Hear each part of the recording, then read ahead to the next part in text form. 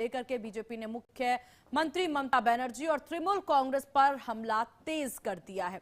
हुआ कुछ यूं कि भाजपा प्रवक्ता तुहिन सिन्हा ने ममता बनर्जी के आरोपों पर पलटवार किया है। कहा टीएमसी इस मामले से बचने की कोशिश कर रहा है। सवाल उठाया कि क्या इस मनी लॉन्ड्रिंग मामलों में तृणमूल कांग्रेस की कोई भूमिका है। तुहिन सिन्हा ने कहा बिना सबूत आरोप लगाने के बजाय ममता बनर्जी को जनता के सामने सच रखना चाहिए। बीजेपी ने मांग की है कि मामले की निष्पक्ष जांच हो, दोषियों पर सख्त कार्रवाई की जाए।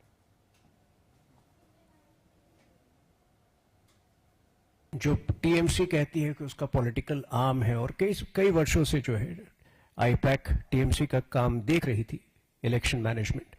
तो जब आईपैक के ऑफिस में रेड पड़ता है और इस बात की जांच हो रही होती है कि जो मनी लॉन्ड्रिंग का नेटवर्क कोल स्कैम में सक्रिय था, क्या उसी मनी लॉन्ड्रिंग नेटवर्क से आईपैक को भी पैसा गया था, अर्थात क्या टीएमसी भी इस मनी लॉन्ड्रिंग नेटवर्क का हिस्सा थी। कुछ फाइलें लेकर ममता बनर्जी निकलती हैं जो 2022 की थी। वो कह रही हैं कि हम पर आरोप उन्होंने लगाया था कि हमने रेड इसलिए डलवाया था कि 2026 में उनकी इलेक्शन तैयारियों को भांप सके, जान सके, लेकिन जो फाइलें वो लेकर गई थी वो 2022 की थी। और दिल्ली से बड़ी खबर, जहां पोंगल समारोह में पीएम मोदी होंगे शामिल। पारंपरिक पोंगल अनुष्ठानों में भाग लेंगे प्रधानमंत्री पीएम मोदी। आपको बता दें कि केंद्रीय राज्य मंत्री एल मुरुगन के आवास पर कार्यक्रम का आयोजन है और इसमें प्रधानमंत्री शामिल होंगे। कार्यक्रम में पीएम शामिल होंगे। तो जहां आज एक तरफ मकर संक्रांति का त्यौहार मनाया जा रहा है, तो वहीं आपको बता दें कि दूसरी तरफ पोंगल का भी ये त्यौहार है, उत्तरायणी का भी ये त्यौहार है। और आज दिल्ली में पारंपरिक पोंगल अनुष्ठान में प्रधानमंत्री शामिल होने वाले हैं। वहीं गृह मंत्री अमित शाह गुजरात में नजर आएंगे। तो ये तस्वीरें नजर आएंगी अब से थोड़ी देर में पोंगल को लेकर के। तो ये बड़ी जानकारी आपको दे, प्रधानमंत्री नरेंद्र मोदी केंद्रीय राज्य मंत्री एल मुरुगन के यहाँ पर आपको बता दें कि पोंगल का त्यौहार मनाने के लिए पहुंचेंगे।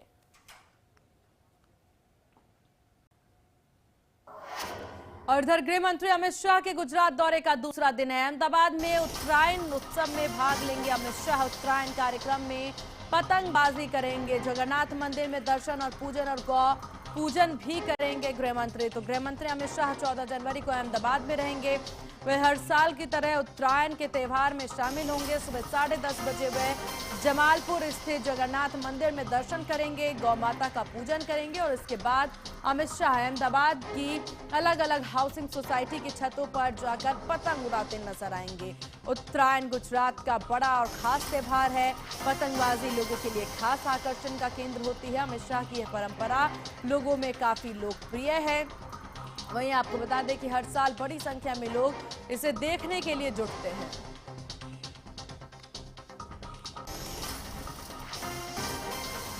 तो गृह मंत्री अमित शाह के गुजरात दौरे का दूसरा दिन और आज मकर संक्रांति के दिन पर और गुजरात में उत्तरायण के त्यौहार में गृह मंत्री शामिल होंगे, पतंगबाजी करते नजर आएंगे। पतंगबाजी काफी ज्यादा लोकप्रिय है यहाँ पर। गृह मंत्री के द्वारा अलग अलग हाउसिंग में जाकर के, बिल्डिंग्स में जाकर के पतंगबाजी की जाएगी।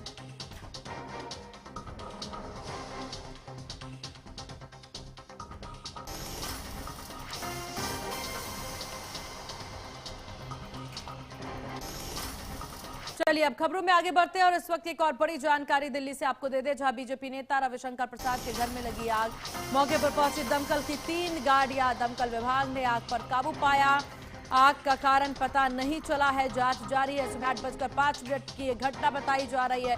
राष्ट्रीय राजधानी दिल्ली में स्थित बीजेपी के सीनियर नेता और पूर्व केंद्रीय मंत्री रविशंकर प्रसाद के घर पर आग लगने की जानकारी सामने आई है। दिल्ली के लुटियंस जोन स्थित 21 मदर टेरेसा क्रिटिक, आपको बता दें क्रिसेंट रोड पर रविशंकर प्रसाद का सरकारी आवास स्थित है। यहां बुधवार सुबह करीब 8:05 पर आग लगने की घटना हुई है। दमकल विभाग को शुरुआत में कोठी नंबर 2 में आग की सूचना मिली थी, लेकिन मौके पर जांच करने पर पता चला यह कोठी नंबर 21 है, जो रविशंकर प्रसाद का निवास है। आग घर के एक कमरे में रखे बेड में लगी थी, जिसकी लपेट में उठते ही तुरंत फायर ब्रिगेड को जानकारी दी गई। दमकल की 3 गाड़ियां मौके पर पहुंची। कुछ ही वक्त में आग पर काबू पा लिया गया। हालांकि आग लगने के पीछे की वजह क्या रही है, ये साफ नहीं।